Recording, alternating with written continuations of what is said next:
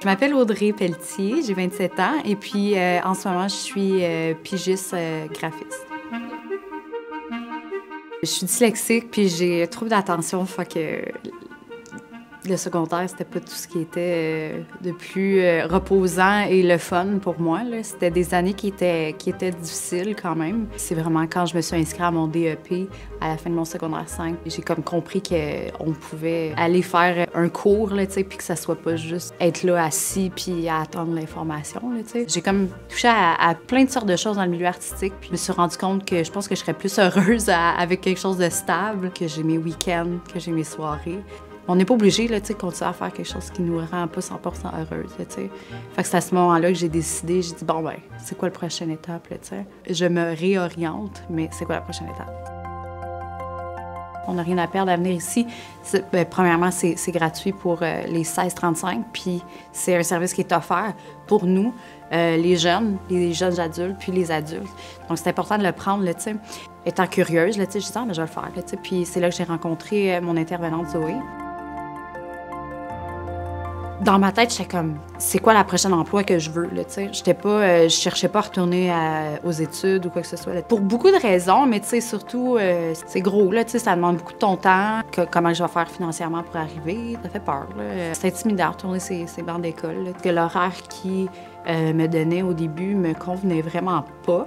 Mais ensuite, ils sont arrivés avec une nouvelle session, puis j'ai dit, ah, OK, là c'est comme du lundi au vendredi, de jour. Là, je suis comme, OK, là, c'est vraiment pour moi. Fait que j'ai décidé de faire le grand saut, vraiment, parce que en ne me voyant pas retourner sur les bancs d'école, mais je me voyais vraiment être à la maison puis faire ce cours-là.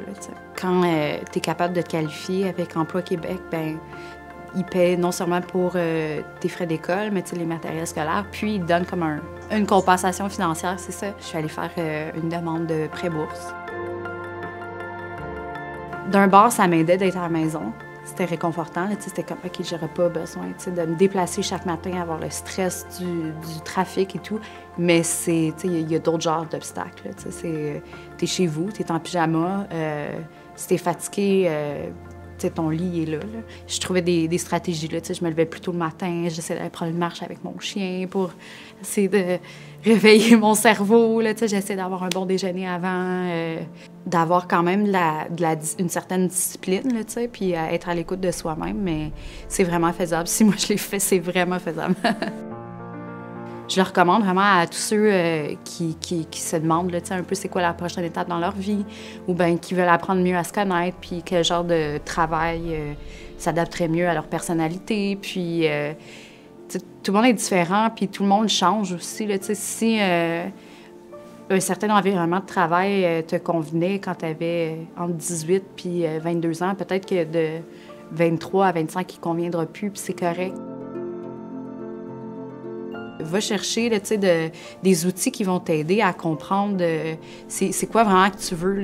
Je suis devenue maquilleuse parce que j'aimais le maquillage, mais travailler avec le public, c'est pas nécessairement ce qui me fait vibrer. Fait que si on m'avait dit, ben toi, travailler avec le public, le maquillage, dans le fond, j'aime ça, mais c'est pas vraiment pour moi.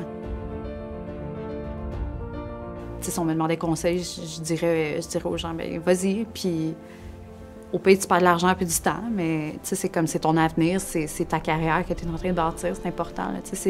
Mais il y a moyen de rester à un endroit puis planifier la prochaine étape quand même.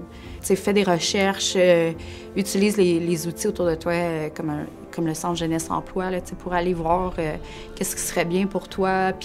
Mais c'est important de le faire parce que ça peut ouvrir des portes, ça peut ouvrir des horizons que tu n'aurais pas nécessairement envisagés. Généralement, ce que j'ai appris, moi, c'est que quand on demande de l'aide, c'est comme 95% du temps, il y a quelqu'un qui va t'aider. Go for it, vas-y, puis sois pas gêné.